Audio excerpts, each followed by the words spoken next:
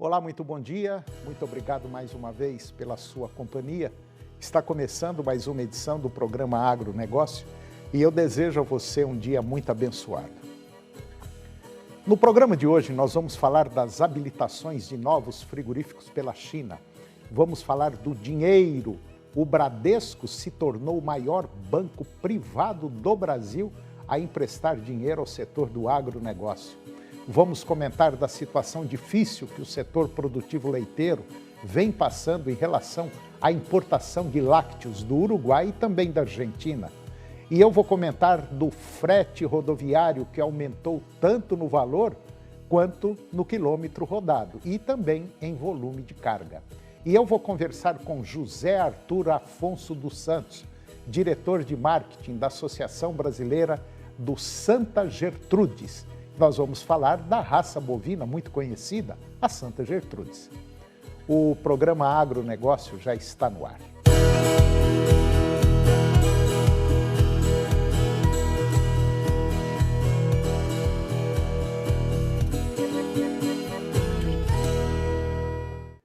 Eu começo o programa de hoje comentando sobre a habilitação de novos frigoríficos pela China. A Administração Geral de Alfândegas da China informou que concedeu a habilitação de 20 frigoríficos de 7 países que atendem aos requisitos para exportar carne bovina, suína e de aves àquele país. Os nomes das empresas não foram divulgados e não existem frigoríficos brasileiros na lista de habilitações. Para importação de carne de aves, o órgão lá da China, ele habilitou 5 empresas que se dividem entre Rússia e Tailândia. A Administração Geral de Alfândegas da China aprovou ainda o registro de 15 empresas de carne, 13 de bovinos, 1 de aves e 1 de suínos, entre eles Itália, Rússia e Argentina, além de Países Baixos, que atendem aos requisitos para operar na China. Desde o início de 2020, com o agravamento da pandemia, a China mudou o seu esquema de importação de carnes e iniciou uma série de suspensões temporárias de compras de vários países que vem enfraquecendo conforme o país tem retomado a abertura econômica e afrouxado as medidas de segurança em virtude da pandemia da Covid-19, motivo alegado extraoficialmente pelo governo chinês. E agora vamos falar de dinheiro. O Bradesco se tornou o maior banco privado do país a emprestar dinheiro ao setor do agronegócio. A diretoria de agronegócios do Bradesco destacou o compromisso do banco em impulsionar o setor agrícola brasileiro. Até o final de abril deste ano, o Bradesco alcançou um marco significativo ao liberar mais de 100 bilhões de reais em crédito para o agronegócio. Na verdade, o número exato é 101,7 bilhões de reais. Foi o que informa a diretoria. O Bradesco se tornou o maior banco privado no setor do agronegócio ao disponibilizar mais de 100 bilhões de créditos para a indústria agrícola brasileira. E esse valor, ele inclui operações direcionadas, linhas de crédito com recursos do BNDES e recursos próprios do banco. O Bradesco prevê que o banco irá, pelo menos, manter a média de crescimento do crédito agrícola no próximo período e expressa confiança ao afirmar que até junho do próximo ano, a carteira de crédito agrícola do Bradesco deverá alcançar, no mínimo, 120 bilhões de reais. Roberto França, que é o diretor de agronegócios do Bradesco, ele está otimista em relação ao potencial de crescimento contínuo. Apesar das perspectivas de safras robustas e preços pressionados, a queda nos preços dos insumos permitirá boas margens para produtores, e isso demonstra o compromisso do banco em continuar apoiando o setor agrícola e impulsionando o próprio setor agropecuário brasileiro. Dessa forma, o Bradesco ele vai ser o maior impulsionador do banco agora neste ano. Nós estamos falando de uma carteira de crédito para o agronegócio, tudo que financiamos para pessoas físicas, pequenos e médios e grandes produtores e tudo para empresas. E estamos falando de todos os produtores, de todos os produtos de crédito dentro do setor, neste conjunto de produtos. Estamos com mais de 100 bilhões de créditos para o agronegócio. O Bradesco, ele está com a carteira ampla de crédito para o agronegócio e tudo que financiamos para pessoas físicas, pequenos, médios e grandes produtores. E estamos falando de todos os produtos de crédito dentro do setor. E agora nós vamos comentar sobre o mercado do leite. O mercado do leite vem passando por momentos delicados, principalmente quando se fala em importação, principalmente da Argentina. Custos altos e a coisa está muito ruim para o setor produtivo do leite. O Brasil está importando muito leite da Argentina e do Uruguai e provocando prejuízos ao setor produtivo. E tudo isso aliado a uma falta de gestão do setor agropecuário, principalmente produtor de leite, vem aí trazendo uma série de problemas. Confira.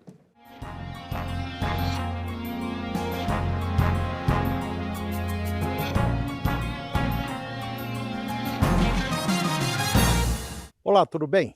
Hoje eu vou falar sobre leite. A Frente Parlamentar da Agropecuária lá do Rio Grande do Sul, da Assembleia Legislativa daquele estado, reivindicou a adoção imediata em nível nacional de uma tarifa externa comum, a TEC, de 12% para importação de leites e derivados do Mercosul. A intenção, conforme essa nota da Assembleia Gaúcha, divulgada, é evitar novas baixas no preço pago ao produtor, que hoje está na média de R$ 2,70 por litro. Muito baixo. O pedido foi enviado em ofício ao ministro do Desenvolvimento Agrário e também Agricultura Familiar. A Frente Parlamentar da Agropecuária, lá do Rio Grande do Sul, está propondo que essa medida tenha validade de, no mínimo, 6 meses. As importações de leite e laticínios da Argentina e do Uruguai para o Brasil tiveram uma receita total de 263 milhões de dólares entre janeiro e abril deste ano. 286% a mais do que nos primeiros 4 meses do último ano, do ano passado. Em volume, o total foi basicamente de 70 mil toneladas, o que representa um crescimento de 230%, segundo a apuração da Assembleia Legislativa Gaúcha, que foi feita na plataforma Comextat do governo federal. Para o Rio Grande do Sul, as importações desses dois países tiveram uma receita de 34 milhões de dólares, 230% a mais do que no mesmo período de janeiro a abril do ano passado. O Rio Grande do Sul é o terceiro estado que mais importou. Agora, imaginem essa importação em nível nacional. Esse cenário, ele prejudica muito o produtor, lá na ponta.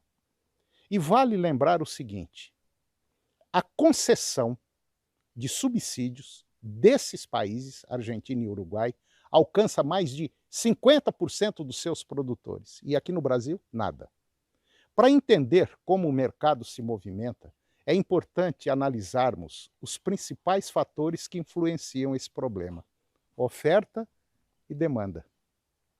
No caso da oferta, a quantidade de leite disponível internamente, ela é determinada pela soma da produção nacional com o excedente da balança comercial, que é definida por importações menos as exportações. Historicamente, o Brasil é um país que importa mais leite do que exporta. Isso significa que existe uma maior entrada do produto aqui no país, importações, do que saída, exportações.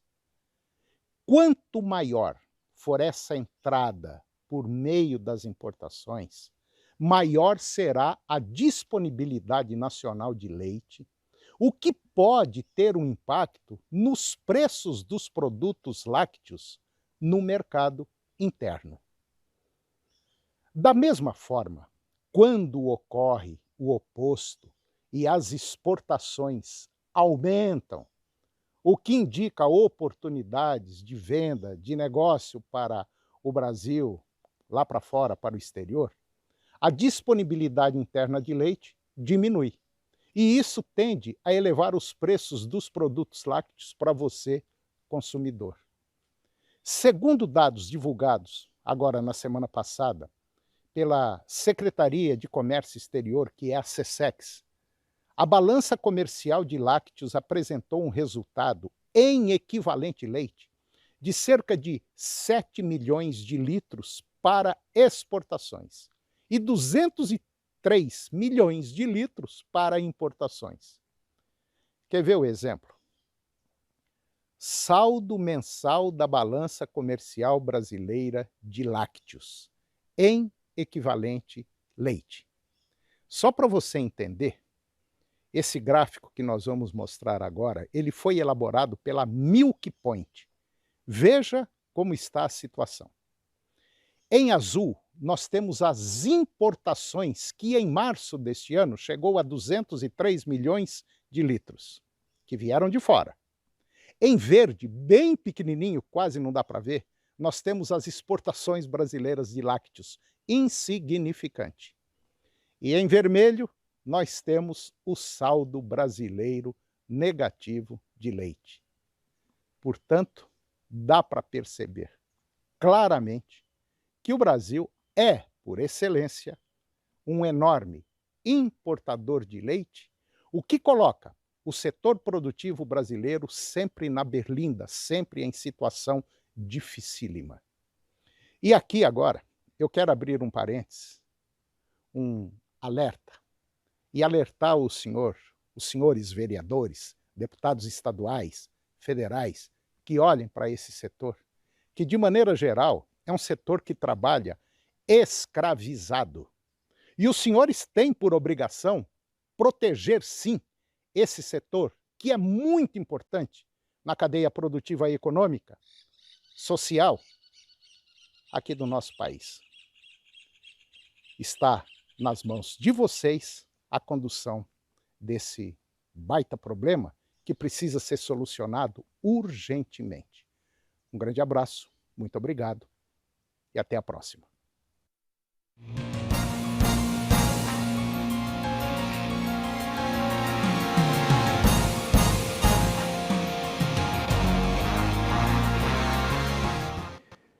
E depois do intervalo, nós vamos falar do frete que sofreu reajuste e também um aumento no volume que subiu muito.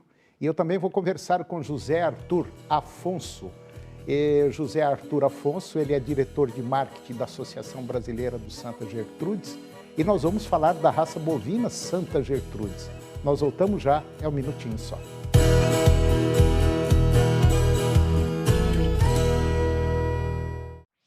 Projeto Temporada do Araguaia. Oferecimento Equatorial Goiás. Pelo futuro todo dia. TV Serra Dourada. A TV do seu tempo, o tempo todo com você. Canal TV Agro. Apoio Planalto Máquinas Agrícolas Revendedor Valtra. Goiânia, Jussara, Itumbiara e Porangatu. Estância Bahia Leilões. Estância Bahia, a serviço da pecuária brasileira. Europoços Artesianos. Poços com até 800 metros de profundidade. Nutroeste Nutrição Animal. Tecnologia de resultados a serviço do pecuarista. Volumoso X-Gold Pasto. Pastagens com raízes profundas. Canal TV Agro, o canal do agronegócio.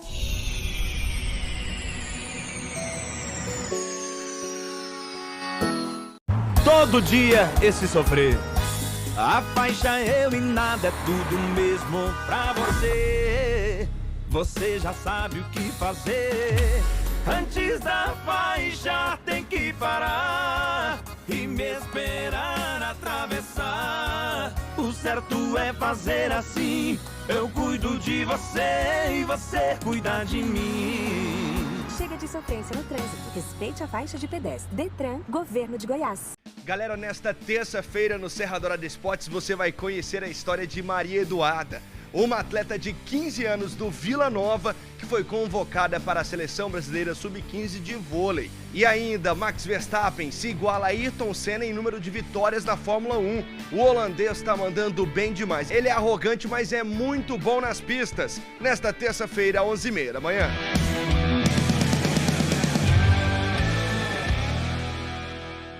Agronegócio. Oferecimento Moinho Fino. A delícia que é o nosso café de todos os dias. Puríssimo.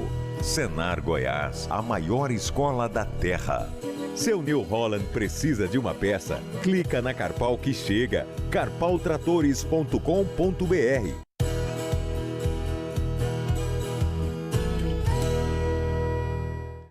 Nós estamos de volta e agora vamos falar de frete, que sofreu reajustes tanto no volume de carga quanto no valor do transporte por quilômetro rodado. Dados da Fretebras, do grupo Frete.com, que é a maior plataforma de transporte rodoviários de cargas da América Latina, mostram um crescimento de 57% no volume de fretes no primeiro trimestre deste ano, na comparação com o igual período do ano passado. E esse movimento ele foi puxado em grande parte pelo Rio Grande do Sul, onde a expansão atingiu 70% em relação ao preço médio do frete por tonelada do trigo. A plataforma também registrou alta de 25% no período. Esse aumento da produção reflete no aumento do volume de fretes do trigo na plataforma Fretebras, com a necessidade de escoar maior quantidade do produto. As transportadoras do agro buscam soluções digitais, como a Fretebras, para contratar caminhoneiros que realizam o transporte do trigo de forma mais rápida e eficaz e garantir o escoamento das cargas. O preço do frete é impactado por oferta e demanda, e quando há o aumento no volume de cargas, é natural que o preço do frete também suba. Por isso, utilizar plataformas de fretes como a da Fretebras é um bom caminho para gerar mais economia e garantir o cumprimento de contratos pelas transportadoras. Um outro fator que influencia no preço do frete é o diesel, mas com as recentes quedas, o insumo está com um valor somente 5% mais alto no primeiro trimestre deste ano, comparado com o mesmo período do ano passado, enquanto o preço do frete do trigo por tonelada aumentou 25%, 5 vezes mais. Isso reforça o aumento expressivo de oferta versus demanda do produto e traz uma boa notícia para os motoristas que passam a trabalhar com margens melhores nos fretes que realizam. E agora eu vou conversar com José Arthur Afonso dos Santos. Ele é diretor de marketing da Associação Brasileira da Raça Santa Gertrudes, uma raça muito antiga aqui no Brasil. E nós vamos falar dessa raça, da importância dela na prática, na pecuária brasileira, a influência que ela tem na produção de carne bovina.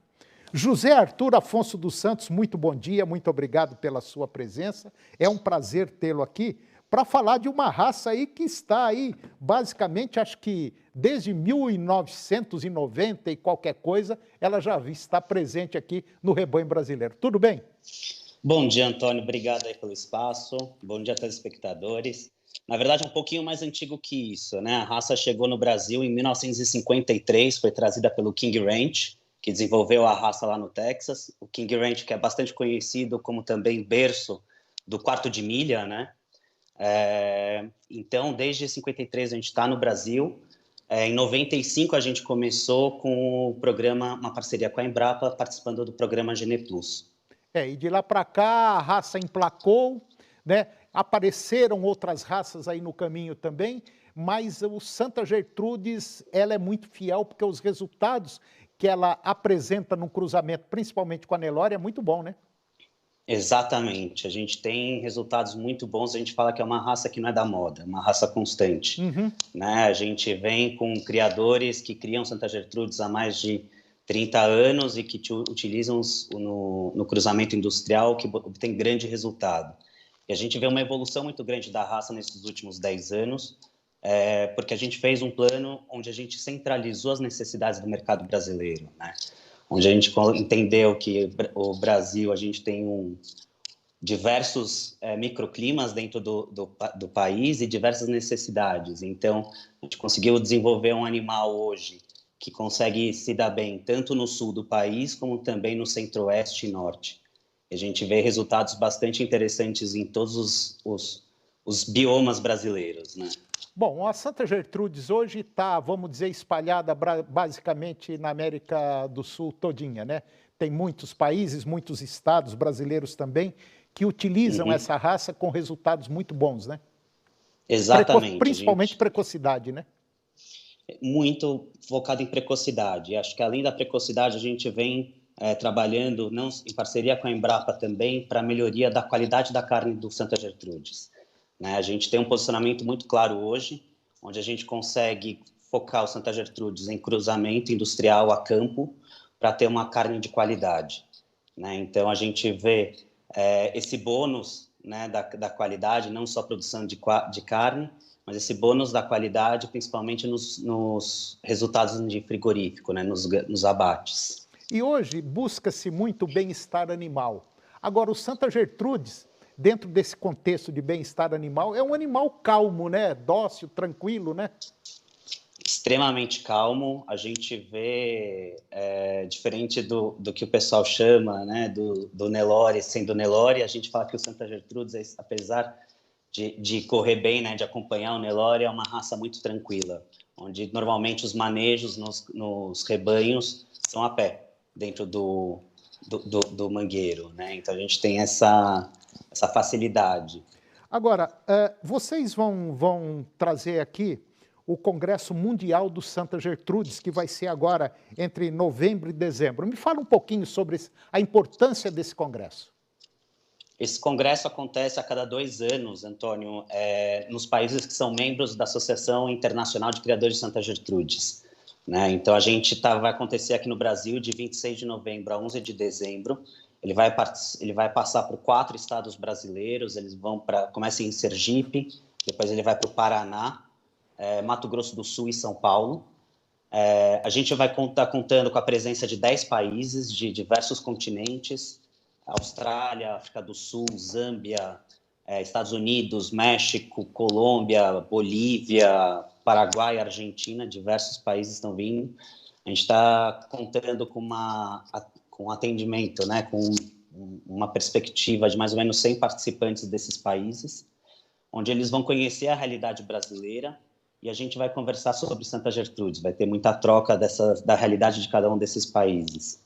Isso é uma coisa bastante interessante para a gente, porque é nesses congressos que a gente faz a troca genética, né? A gente tem uma facilidade muito grande de importação de genética, de trazer melhoria para a raça. Então, são grandes saltos que acontecem a cada 2 anos nessa troca de informação entre os países. José Arthur, o mercado brasileiro, como eu disse, ele é um mercado em expansão, principalmente em carne bovina, é considerado o país do futuro e muito promissor nessa área, apesar das dificuldades que o setor está passando agora, mas isso é passageiro, isso já, daqui mais 30, 60 dias a coisa vai voltar ao normal, pode ter certeza absoluta. Me fala um pouquinho... torcendo para isso. Não, com certeza absoluta. Me fala um pouquinho sobre o Santa Gertrudes. Como ele surgiu? É o cruzamento de quem com quem que deu o Santa Gertrudes? O Santa Gertrudes, como eu falei, ele foi desenvolvido no King Ranch, no Texas. Ele tem a base de 5/8 Shorthorn, que é uma raça britânica, que é o que traz essa qualidade de carne, né? Que já é bastante conhecida, né, por animais de origem britânica, escocesa. Eles trazem essa qualidade, esse alto índice de marmoreio, etc. E com Brahma, com 3/8 de Brahma. E ele foi desenvolvido no King Ranch no começo do século, de 1908. E o resultado é fantástico e hoje eu encontro sêmen, embrião à vontade aqui no Brasil. Exatamente. Hoje a gente tem já uma bateria de touros bastante interessante nas principais centrais de sêmen. A gente tem criadores espalhados por todas as regiões do país, né, de norte a sul, e a demanda vem crescendo bastante, e a gente tem nós da associação temos trabalhado bastante para aumentar essa oferta de produtos. No caso de uma fêmea, uma fêmea Santa Gertrudes, eu posso inseminá-la a partir de quando? Qual a idade? Isso é uma coisa... Hoje a gente já vê... nós temos trabalhado bastante nesse índice, né, de idade ao primeiro parto. A gente já vê fêmeas entrando em cio de 13 a 14 meses, né, já com um peso mínimo de 285, 290 quilos, o que é para também não exigir, né, uma novilha. Então a gente vem trazendo esse resultado, né? A gente é fácil chegar nesse número, o Antônio, porque o nosso peso médio de desmama gira em torno de 240 quilos, dados da Embrapa. 240 quilos? Isso 240 quilos para macho. Nossa. E 230 para fêmea. É um número considerável, viu? É um número que não pode ser desprezado, não. A gente não despreza, é muito trabalho que a gente tem feito ao longo desses 10 anos. Não, eu tenho certeza porque eu já fiz algumas reportagens com Santa Gertrudes aqui em Goiás e realmente é uma raça que veio, eu acho que ela veio para ficar. Eu acho que com esse impulso que vocês estão dando, essa nova visão aí de negócio, eu tenho certeza absoluta que o Santa Gertrudes pode não chegar em primeiro lugar, mas vai ser uma das principais raças, vamos dizer, para ser cruzadas com Nelore, que é a base do rebanho brasileiro, né? E o Santa Gertrudes, eu já vi trabalhos excelentes com o Santa Gertrudes. Muito bom. Sim, e a gente tem trabalhado bastante para justamente atender bem esse mercado de cruzamento industrial com raças zebuínas, né? Tanto que o peso ao nascer que a gente vem, em média, vem vendo, né, que vem reduzindo nos dados da Embrapa, a gente hoje conseguimos atingir um peso de nascimento de em torno de 34 a 36 quilos de bezerro, para justamente não exigir muito das novilhas e das vacas zebuínas. Certo. Bom, eu conversei com o José Arthur Afonso dos Santos, ele é o diretor de marketing da Associação Brasileira do Santa Gertrudes, e que agora, nos meses de novembro e dezembro, vai acontecer aqui no Brasil o Congresso Mundial Santa Gertrudes. Eu gostaria, José Arthur, que alguns dias antes do Congresso a gente batesse um papo aí para falar um pouco mais dessa raça e da importância dela na produção de carne aqui do nosso país. Muito obrigado e as portas do nosso programa estarão sempre abertas para vocês, ok? Muito obrigado. Obrigado eu, Antônio. Obrigado eu aos espectadores. Obrigado. Um abraço. E o programa de hoje, ele chegou ao fim. E eu termino o nosso programa com a seguinte frase. É sempre melhor ser otimista do que ser pessimista. Até que tudo dê errado, o otimista sofreu muito menos.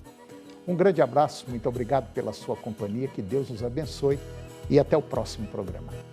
TV Serra Dourada SBT Goiânia. As notícias do esporte goiano e nacional do jeito que você gosta. Serra Dourada Esportes. Daqui a pouco, às 11h30. A seguir, Primeiro Impacto Continuação.